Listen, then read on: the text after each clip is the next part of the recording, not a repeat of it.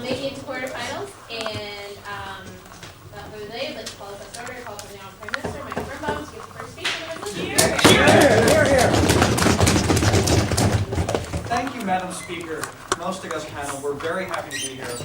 The entire very august house, guys on side off, it's going to be great. And folks at home watching, hello to you too. So we have a case. I'm sorry, guys. We actually do serious as well. Shame. So we've heard of rounds about school vouchers before, but we're going to discuss a different kind of voucher. Housing vouchers have come on the scene recently as an alternative to public housing. The vouchers are essentially written guarantees by the state or local government to provide a certain amount of money for housing. They are non-transferable and can only be spent on housing, and it's illegal to deny somebody housing because they're paying by a voucher. Our case is this. When a community is choosing whether to provide housing through low or no rent public housing projects or through housing vouchers, they should choose the voucher system. Any questions, guys? Sure. What criterion exists for like the distribution of this? Is it like a purely economic one? How does one go about getting a housing voucher, etc.? I mean, it's like any other government needed help, right? Like you go, you apply for it, so much like food stamps or welfare things like that. You apply. I think it's largely economic. I think there's there's no kids matter. Yeah. Kids matter. That's good. Same to all of us. All right. So like, all right. This may seem like a really stupid question, but if you're like say paying for housing and the total that you're owed is less than the estimated value of the housing voucher, you like it change on your voucher or something like that? I mean, I think the idea here is since they're non-transferable, that any money that doesn't like go to the voucher would be scaled down. Like you'd have the rent. So the people, I imagine, would say, well, you get $500 for housing or what you're paying for housing. If you're getting a larger voucher, I imagine you'd find nicer housing. Okay. All right. Okay, awesome. We have 7 points. Kidding. The first point is that just the inefficiencies of public housing. Like, we think that public housing right now is pretty low quality, right? Like, living in the projects has become an epidemic. Nobody wants to do this, and it's viewed upon as universally bad. So we think that it's just because it's so squalid, right? Like, this is because the government knows its tenants don't have any better option, so there's no incentive to improve this housing at all. Additionally, it must be the worst housing because if they live somewhere else, they would move to the projects because they're free, right? So let's imagine this. Let's say I'm paying $400 a month or something for a really shitty apartment. If the projects were better than this, I'd be like, hey, I can go to the projects and live there for free, might as well go there. Therefore, projects must be definitionally the worst housing available. Also, it's inefficient because they actually cost much more. Look at all the things the city has to do in order to build the projects, basically. You have to purchase large tracts of contiguous land in an inner city, which is actually, well, quite difficult to do, often expensive land. Oftentimes you have to invoke things like eminent domain, where the land must be bought at the most expensive price in the entire market. Yeah, what's up with that? Sure. Isn't this just the difference between a bulk producing and a bulk decreasing industry? That once you've built these homes, they exist for every generation afterwards, whereas if you continue giving vouchers, it actually only increases your costs over the long term. Okay, I think that the inefficiencies of the entire system are going to be there still, right? Like, it's not like every time houses are built, you need to pay something to the equivalent of the construction of the house. Regardless of whether you're in the projects or whether you're in the house, sort of the price that you're paying is the upkeep of the place, such as the mortgage and stuff like that, right? These projects are incredibly expensive to build on the order of millions upon millions of dollars to build, like, the towers or whatever like that. We think that on either side of the house, you're going to have to end up paying these costs. On your side, it's going to end up more because of inefficiencies as well. Also, look at your side of the house, like there's no profit motives to keep us down. We think that it's pretty obvious that when government contractors get involved, prices go up. And when this happens, well, that's more money, and that sucks. Also, like the government also negotiates exorbitant contracts because it has the wrong perception, it has infinite funds. The government's bad at doing things. I think we recognize that commonly. Also recognize that vouchers can better respond to demand and much more inefficiency than they can on their side of the house. Because private markets are more elastic, it's less likely that there's either too much or too little housing. If you have too little housing, then some people are going to be disenfranchised by the system. If you have too much housing, then they're going to have vacancies and it's going to be squalid and there's going to be places for people to be squatters and all sorts of bad things. Like, they're going to have a lot of difficulty on their side of the house dealing with this. Like, if you have a project and you need some more space, you can't just necessarily build another project because of the gigantic costs involved. However, you can distribute more housing vouchers, allowing people to go wherever there may need housing. But secondly, and I think this is very important, is that these housing vouchers have much greater freedom. Individuals under our system can choose how important housing is to them. Public housing right now is take it or leave it. I can either, live there or not. So people on the margins can't do anything better. Let's say, for example, that I'm in a job and I'm making minimum wage and I have $100 or $200 a month that I'm able to spend on housing. It's money I can put aside. This is not enough money to live on my own, Madam Speaker. However, it is enough money to supplement housing. If I'm in the projects, that $200 isn't going to do much. I'm going to be able to put it in the bank and hope that one day I'll have enough to live somewhere. However, with the housing vouchers, I can use that money to supplement what I already have, live in a better neighborhood. Furthermore, housing vouchers are scalable, whereas theirs is not. Let's say that I'm making enough money where maybe I need some assistance, but I don't need the assistance of the entire housing projects, right? The government can give me a smaller voucher depending on my need, my location, and all of these things, which can't be done on their side of the house. Also, very importantly, on our side of the house, people can choose where they live. It allows more freedom in things like the job search in order to escape poverty. Right now, there's a fundamental divide, Madam Speaker, where sometimes where the jobs are is not where the housing is, and this is a large problem. If people can live closer to where jobs are, to make commute sort of an economically efficient thing, to make it sort of possible, you're going to have people who are going to be able to be more gainfully employed, more lucratively employed, and these things are important. Recognize that maybe there's a lot of work in your downtown area. It costs a lot of money to live downtown. We think that in order to do this, we think it's better to do this, allow people to live where they're going. Okay, sure, that's fine. Sure. Doesn't this just jeopardize their economic future at the point that you're forcing them to spend what would be their savings or go into a slum tenant institution where it's just enough that their voucher can afford it? I think that this housing is going to be cheaper no matter what, right? Like, I'm not going to say that you're going to get like McMansions on housing vouchers, right? But I still think that no matter what you're doing here, even if you're living in a place that's slightly seedier than like the richest neighborhoods, it's better than the projects, right? Nobody wants to live in the projects because they are the projects. These are the places that have the highest crime rates. These are the places that have the least efficient things. These are the places with the crappiest buildings. Look what I said at the very top of case. If these places were any worse, or excuse me, any better than where else you could live, people would live in them constantly because they are free. So, no. Also, we think that you could do things like on our side with freedom where to live, to choose schools that will provide children sort of like the best future, and also like places that are less conducive to crime. Basically, all this is saying is it provides people more freedom because maybe these people actually know where they could go for jobs, where they can go for gainful employment, where they could go that's best for their family. It oftentimes will not end up in the inner city where the projects are almost invariably located. Let's go to our last point. It ends the de facto segregation of people in society.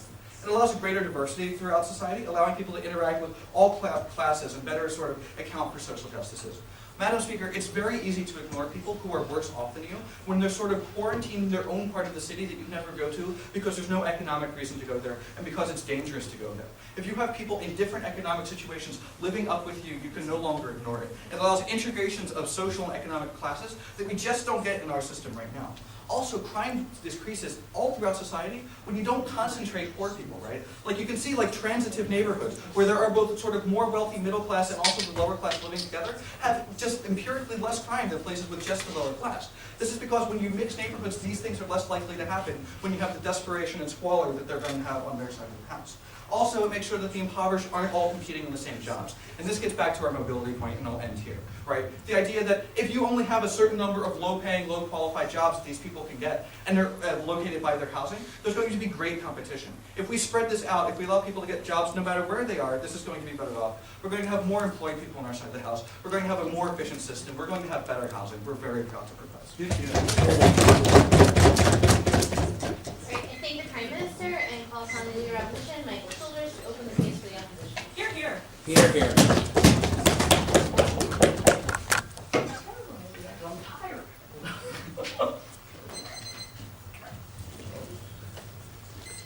Thank you very much, Madam Speaker. I'm actually drinking Red Bull because this is like my 11th speech of the tournament. I'm getting a little bit tired. Stop giving crap for it, Amanda.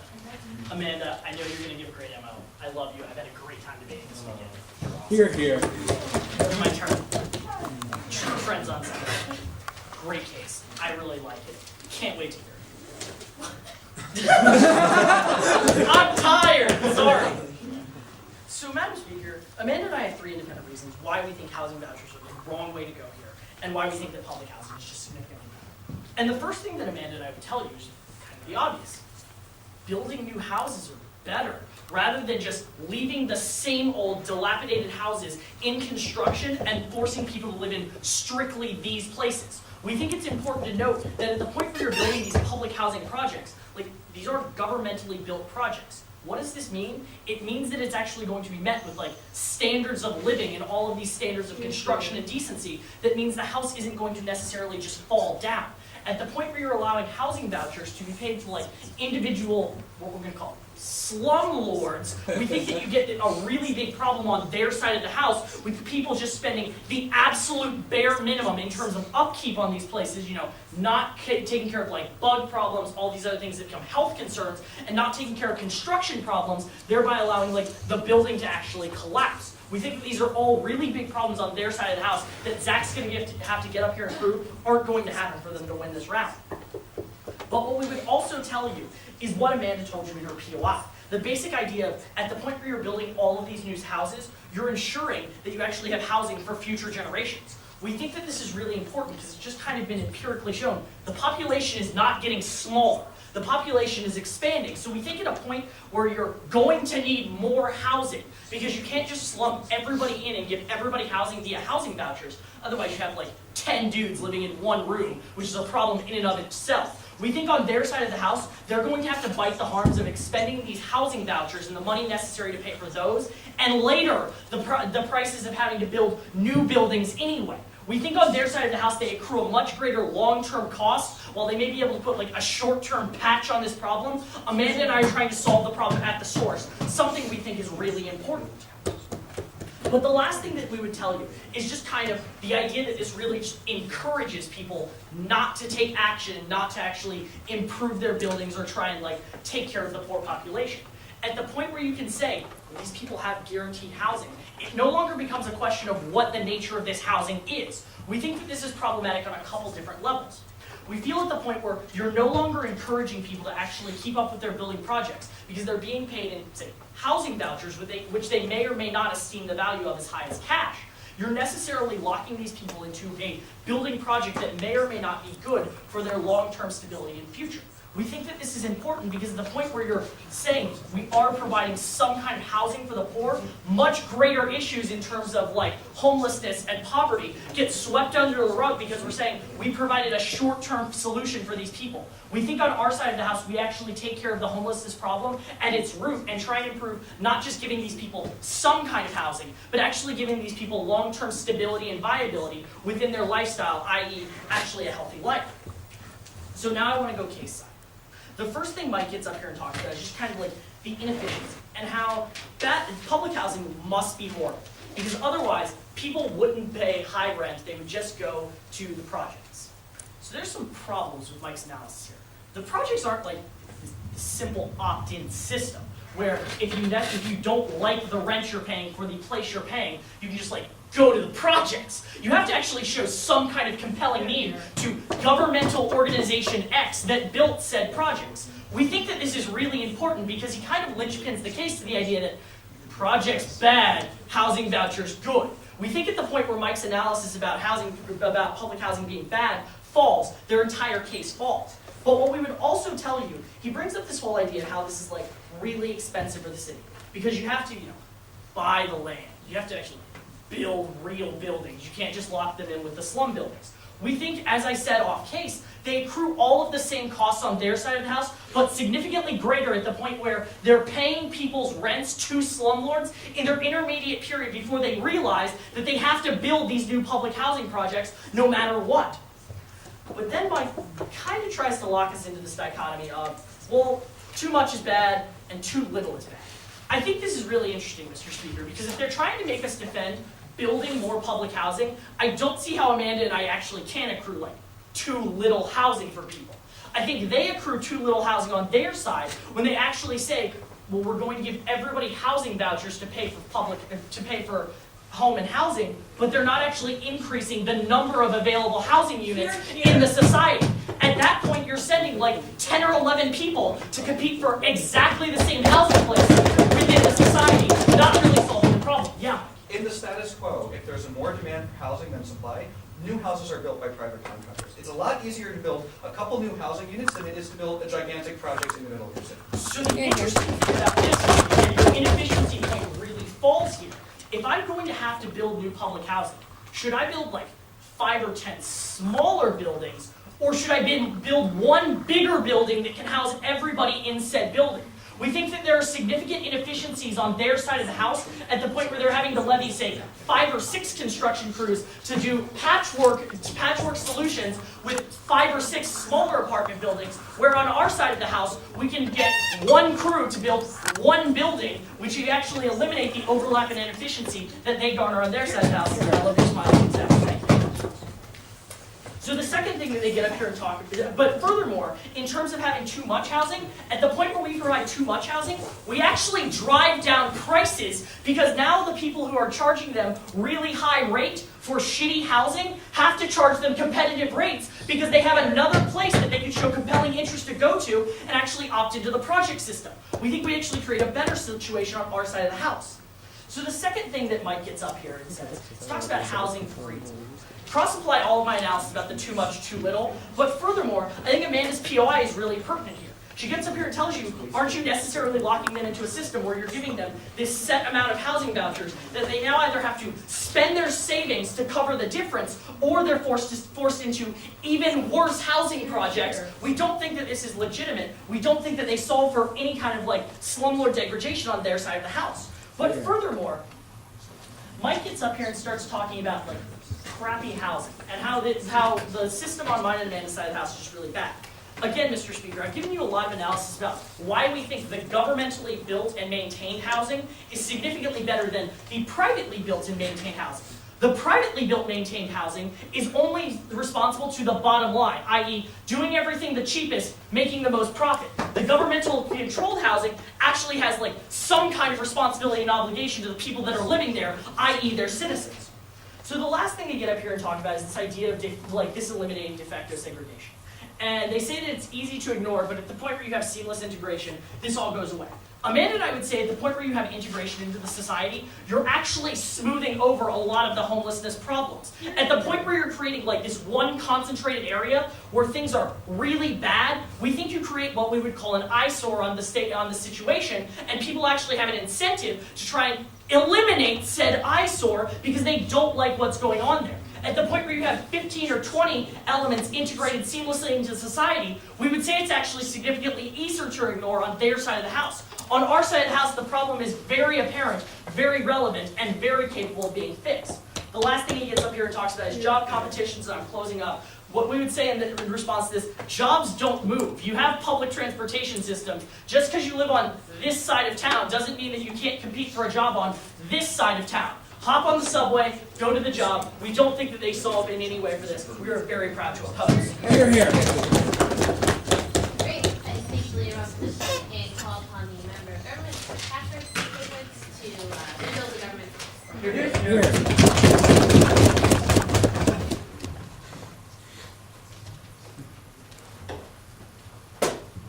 Thank you very, very much to this most august house and this most august panel of augustness, and you guys who are not so august, but so that said, I'm going to jump right into the points we get from side. And I think, well, actually, first I'm going to give you an overview. I think the entire problem with the philosophy we get here is they have no idea what housing projects are actually like, and they have no idea what the housing and building market is actually like. If they don't understand either of these things, they can't understand how to opt this case. And we realize that when we get the op we get from them. All right, so first they say, well, building one new thing is better because it's going to be cheaper and you're just going to have to build one new thing and that's great. All right. I have a number of responses to this, and sort of folded into this is their idea of government standards, and the government will keep buildings better, just because that's what the government does. It always sort of responds to the needs of the poorest in society, because the government sort of does that. Here's the problem. What housing vouchers do, and the really important thing housing vouchers do, is give you the ability to leave. They say, I can spend this $500 a month on housing anywhere in the city, or anywhere in the state if it's a statewide program. I don't have to live in your horrible slumlord house. Now, slumlords want, like as bad as developers might be, they still want people to live in their houses. If people have the ability to leave, they will then improve the houses, maybe not to palatial standards, but to regular standards to keep people in the houses. If there's just one project, you can't leave because there's nowhere else you can go because the government says this is where you have to live. So if the government doesn't improve it, what are you going to do? Sure. The problem isn't that they can't leave, it's that they have nowhere to go, because although they might change geographic regions, they're still in the same class with the same shitty standards without any insurance on Sure. them. Here's the thing. Here. If you institute a new system of housing vouchers, guy, you shouldn't be clapping for that because it was dumb. If you institute a new system of housing vouchers, what happens? A ton of new people enter the housing market. What is this going to do? How do markets react when a ton of new capital comes into a market? They build new things to respond to this new demand. I think this is pretty crucial. What they talk about is like these government standard massive buildings. Like, have you been like the reason projects are getting closed around the country is because they become magnets for crime. They become terrible, rat-filled. Elevators don't work. Like if you go to Cabrini Green in Chicago or Congress Heights in DC, it's utterly appalling. You don't walk in there and think this is what the government is doing. Like God, they're really looking out for these people. You think like these are the forgotten people of society. Like that's what you think when you see these things. That's why housing projects are bad. All right. The next thing you talk about is you insure housing for the future because you've sort of built a ton, so you can just keep building more and more houses. And I'll deal with like why like building on large tracts is actually much more expensive in a second. But I think you insure housing for the future when you say to developers, these people will be stable renters. They will be able to like pay for their rent, and developers will say, well, this will continue to be profitable for me in the future. That's much better than the government thinking, well, for the next 10 years, we estimate that we will need 1,000 units of block housing. Let's hope more people don't come than that, because otherwise we're in trouble, which is what's happening under the status quo. I think that's pretty problematic. The next thing is this encourages people not to take action, not to sort of get out of their economic situation. I don't see how this is any different from a project. When they have like zero pay housing, these same encouragements are still there. The same like perverse incentives are still there. What we're giving people is better housing maybe, and if you really are opposed to that because they should have really squalid housing so they pull them up by their bootstraps, I think that's just sort of disgusting. And I think that's pretty important. Recognize that these housing vouchers aren't going to be looked down upon as landlords because since they're getting like a check from the government, it is the same as cash. They're getting a voucher from somebody which then turns into cash. It's why like doctors still accept Medicare and supermarkets still accept fruit tips. They don't look at it and go, oh, poor people touched it, it's dirty. Look at that and go, it's green is green and I want that green. The next thing we talk about is how they take care of homelessness with stability. No, what they do is they calcify poverty in specific areas of cities. They calcify crime in those specific areas. How city projects tend to have almost uniformly more crime than neighborhoods of similar economic strata. Why? Because there's a stigma to living specifically in a housing project. There's actually a difference when you go into an employer and you say, my address is whatever street, that just happens to be in a poor neighborhood, and my address is apartment 42, Cabrini Green, which is where you saw in the news that all those kids got murdered last night, very specifically in that housing project. I think that's very important. I think there is active discrimination against people with housing projects. There's something different than active discrimination against people you know for a fact that guy is indigent, whereas like the other guy could just be living in a poor neighborhood and paying his rent. All right. The first thing we talk about here is the inefficiency of public housing. And they go, no, it's much better to build one building at one time. They say one a lot because, I don't know. Here's the thing. Buying large tracts of land is expensive because if you have one holdout who doesn't want to sell his one house, he can then essentially hold the government hostage. Or the government has to use eminent domain. What's the problem with that? Eminent domain requires you to pay the highest market price for that specific housing. It actually raises the cost.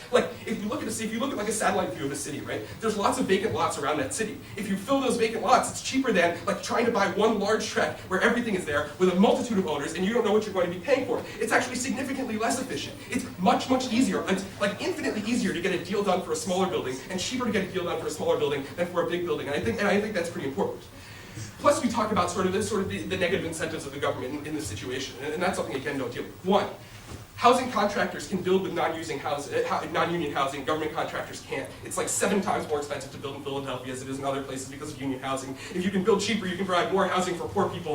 This is probably really good. This is probably really good. We think that's crucial. 2, contractors have an active incentive to keep prices down.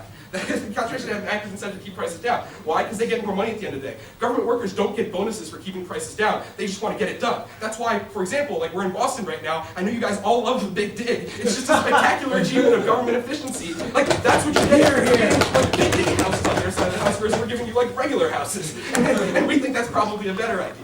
We think that because of the perverse incentives in government, because government isn't necessarily responsible to these people, a lot of them are felons and can't vote. When was the last time you really saw somebody going after the homeless vote? It just doesn't happen. There's no real incentive to make these projects significantly nicer. That problem occurs over and over and over again and compounds itself over and over again, and these problems just continue to get worse. That's what's happening. Right, prices, housing. Oh, okay. So the next thing we talk about is the importance of freedom in choosing where you live. And they sort of poo-poo this point. They don't think it's that important. So whatever, you can get on public transportation. Listen, it's obviously cheaper for you to live closer to where you're working. You can wake up later, you can work more hours, you can do all sorts of things, you can spend less money on public transportation, because in a lot of cities it's scalable for that, sure. No. No, really. I think that's pretty clear.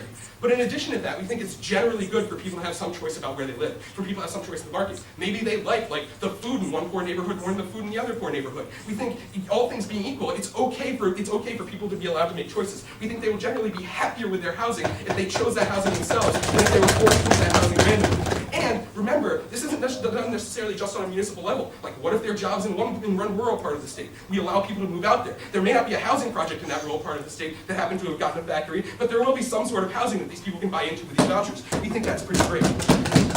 Right, and then we talk, and then our final point is about the de facto end to segregation, right? And sort of all they really say is, no, this actually smooths over the homelessness eyesore, because you don't have this just horrible blot in the middle of the city. Like, part of that recognizes the horribleness of the housing project. But on top of that, what I'll say is this.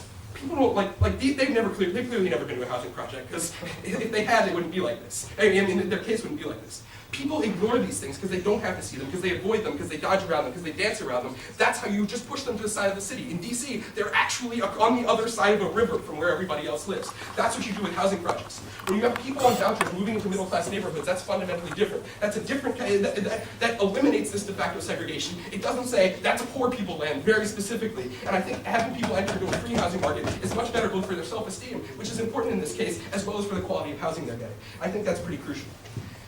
We say on our side of the house, we give people better access to jobs. We limit crime by ending this calcification of housing.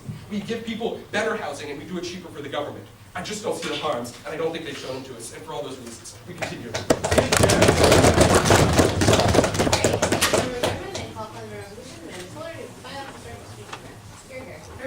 All right, thank you, everyone. That being said, the first thing we hear from Zach is they just really don't know what a project is. And I don't actually think that it takes one to know one, but even if it did, I think that we're probably going to stand on better footing in this round, in so much as I do know what a project looks like, and I do know how they operate, and I think that it's important to understand that it's not that we don't understand what projects are, but that we understand the housing market better and understand a more effective long-term solution while they're just looking at the short-term solution, right? But additionally, what I want to tell you is that, look, this problem exists. The problem of poverty and the problem of homelessness, it exists. Yes, it does exist.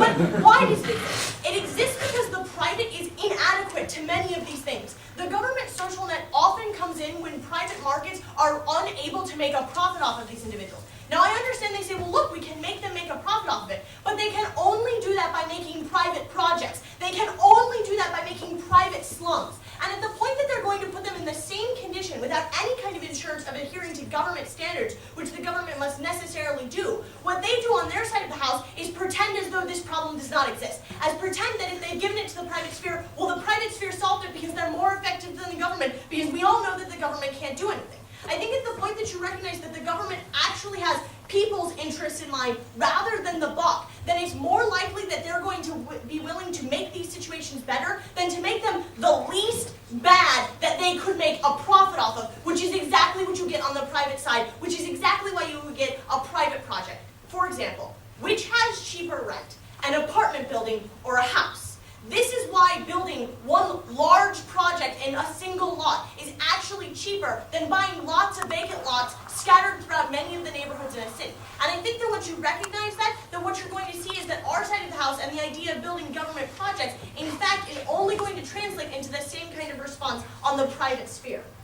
But additionally, I also think it's important that no fewer people exist on their side of the house than ours. So they say, well, look, there's this house, we're going to flood the housing market and then everything will be solved. The problem, of course, is that there aren't new houses. Many of these individuals are now going to be displaced, and I think it's important to understand that I don't actually think many of them will get homes. I think that a good number of them will end up homeless because they cannot be profitable, right? And I think that no. And I think that that's what's really wrong on their side of the house. So the first thing that we talk about how building new houses is actually a better long-term solution. And this is simple. I asked this in the very first speech. It's the difference between a bulk reducing industry and a bulk increasing industry, right? And housing is a bulk reducing, which is to say that once you build the infrastructure, you continue to have that infrastructure and you only need to pay minimal cost to upkeep it, right? So the point that you build these houses, you have them forever for all of the people who need them. Sure. Sure, upkeep costs are minimal, unless it's a crime-ridden housing project where you need extra security, where you have lots of other problems Right. that are innate because of the. I gotta tell you this. Projects aren't the only place with crime, and if you have people who are poor, you're inevitably going to be filled with crime. Think about it. Think about your city. Any of your cities. I bet you can think maybe where the projects are, and I have to tell you this. If you can't think where the projects are in your city, think to yourself, I guarantee you that they are there, and you don't know where they are because they're not all this terrible. But more importantly, even if you know where your projects are, you can also think of neighborhoods which are just as bad and not projects. And let me tell you, they are poor, and they are minority, and they are theirs. And I think that that's what's really important, that there is at no point an elimination of the real problem on their side of the house, which is really what they're trying to do, and they're doing it wrong-headedly and incorrectly and infactually. So additionally, what we would tell you under here is that the government can at least guarantee standards of living, mainly because they're the individuals who enforce those standards of living, so they have a vested interest in seeing them. But additionally, we would tell you that, or what Zach tells you, that projects are appalling. Private projects are also going to be appalling. And here's the thing, they're like, well look, now they're free to move. They are no more free on their side of the house than they are with projects, because all they have is a $200 voucher, and let me tell you, that doesn't buy you a whole lot, right? It's not going to buy you any more. It's going to buy you the same system and be told that you are free, so you shouldn't bitch, right? And I think that it's really important to understand that all this does is it makes all poor people project people. It makes everyone in the same situation, and it extends the stigma that Zach is so concerned about to everyone. Because now you don't have a stigma against the poor neighborhood because there's worse, like there's the projects. Now your stigma extends to everyone because they all might be the same kind of people. Why is this? Society is classist. And at no point does society stop being classist, even if you try and eliminate the line by which they have those classes, right? They will continue to discriminate and have the stigma against the poor on both sides of the house. Trying to blur the line does not actually solve the line, as Zach would have you believe. But the second thing that we tell you is about the development of slums, right? And I think that we've kind of talked about this already, right? But additionally, we would tell you that what we hear is landlords want this. It's guaranteed income, right? These individuals will continue to pay their rent.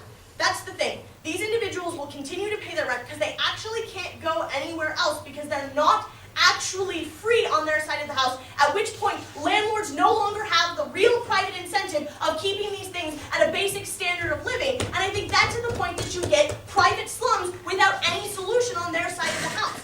I really challenge on face what they mean when they say freedom, because it seems to me that the only thought that they have of freedom is the ability to walk down the street. What I would tell you that freedom from poverty is that you don't live in a place with insects and rats. And let me tell you, it doesn't matter if you can move down or over a few blocks to a different slumlord. They're all going to be slumlords at the point that they know that you actually are not free to get yourself out of this solution. We additionally under here talk about the double bind, that any hope that you have of getting out of this solution is to expend the private savings that you've accrued in order to be just above that, to be just above voucher level, to be the point where slumlords don't exist. Why is this problematic? It is problematic because at the point that you are willing to undermine your private savings to maybe just make it a little better, what you're doing is destroying your future by not allowing yourself any kind of private savings that you could later rely on, and your future, and you and your future generations are also stuck. Go for it. Sure. You accuse us of not solving all the problems of poverty in the United States. How exactly have housing projects over the last 50 years solved these problems in any way? Right. I think this happens a tremendous number of times in debate rounds. It happened to me earlier today. Well, Iraq's terrible. We should do something. I'm going to challenge you on this. That if we didn't have projects and all of these individuals were homeless and dead and freezing on the streets, that'd be worse. I'm just going to say that, right? And what I think that's important is not to say poverty is bad and it still exists, we should do something, but instead to indicate that this plan doesn't actually address the problems of poverty, so they can't claim all of the harms of poverty on their side of the house. It's not enough to point out the situation of these projects. It needs to be more than that to indicate that they're actually addressing all of the things which make the projects what they are. At no point have they done that today, and I think that that's why this case is based on a faulty assumption. The last thing that we do is we say that the real problems get swept under. And what I want to talk about here is the dangerousness of classifying these individuals as not poor, but as lower middle class. Because the lower middle class have attained the American dream, and we should no longer help them. The poor have not. I think that it is important to understand that once we say, well, they're the lower middle class, they're living in a kind of nice neighborhood, they're fine, that we really have no incentive to do anything. This is not just housing. This sweeps over into all of the kinds of social help that we give to people, because we no longer think that they need our help, because we've somehow given ourselves our own kind of reified consciousness to believe that we've solved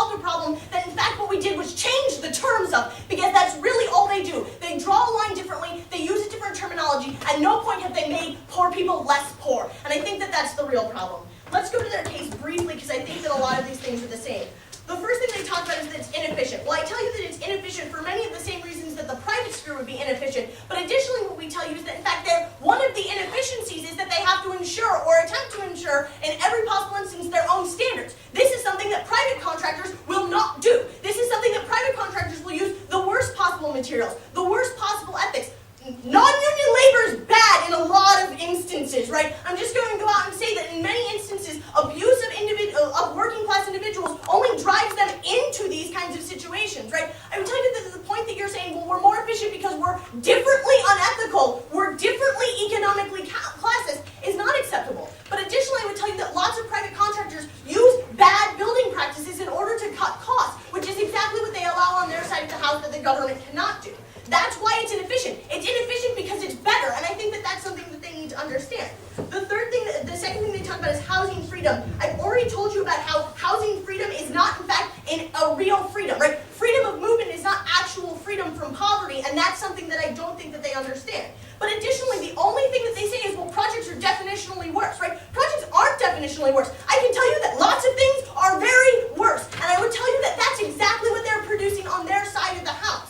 The final thing that they say is that this is that de facto segregation ends. I tell you that the problem is that nothing real changes, right? And at the point that nothing real changes, to tell yourself and convince yourself and fool yourself that something is a terrible, terrible detriment to any kind of social good that you would want to see for these individuals. We're happy to oppose. Period.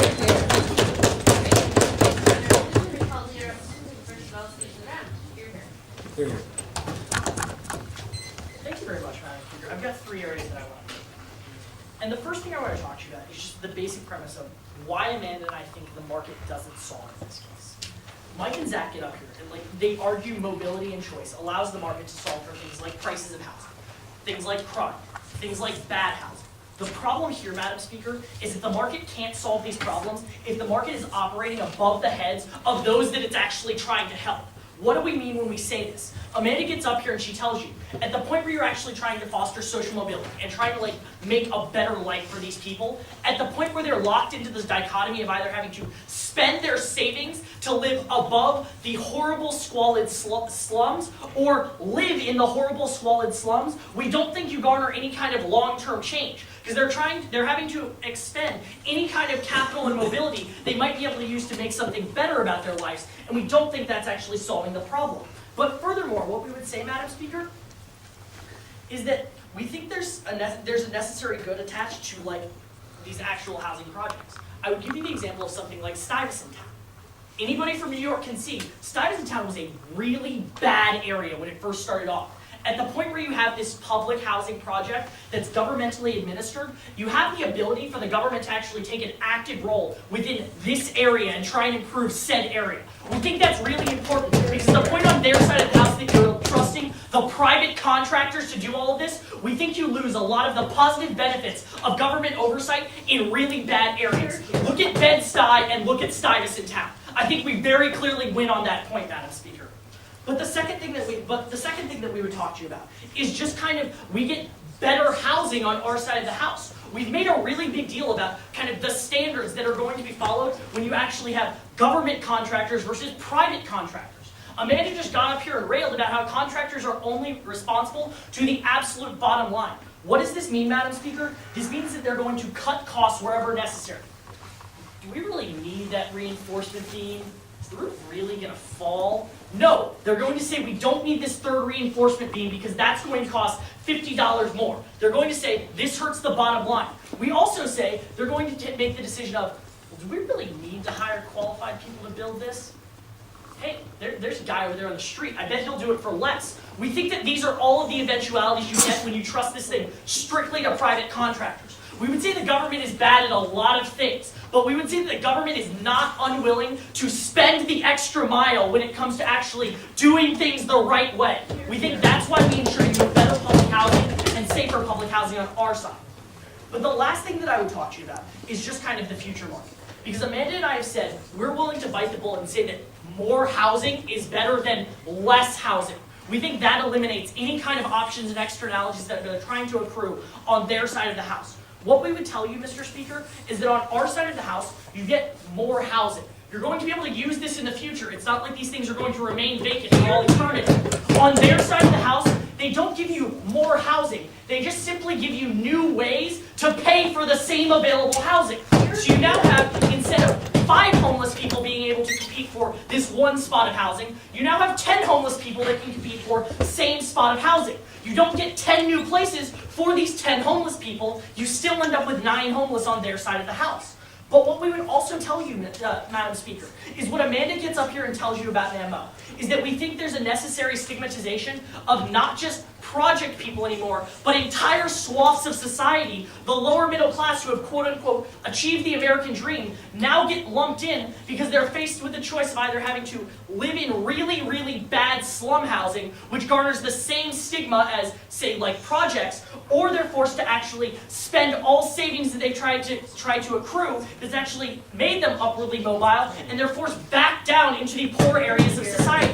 We think there's an unnecessary stigmatization that you get on their side of the House. Recognize everything they try and garner is this free movement and social mobility.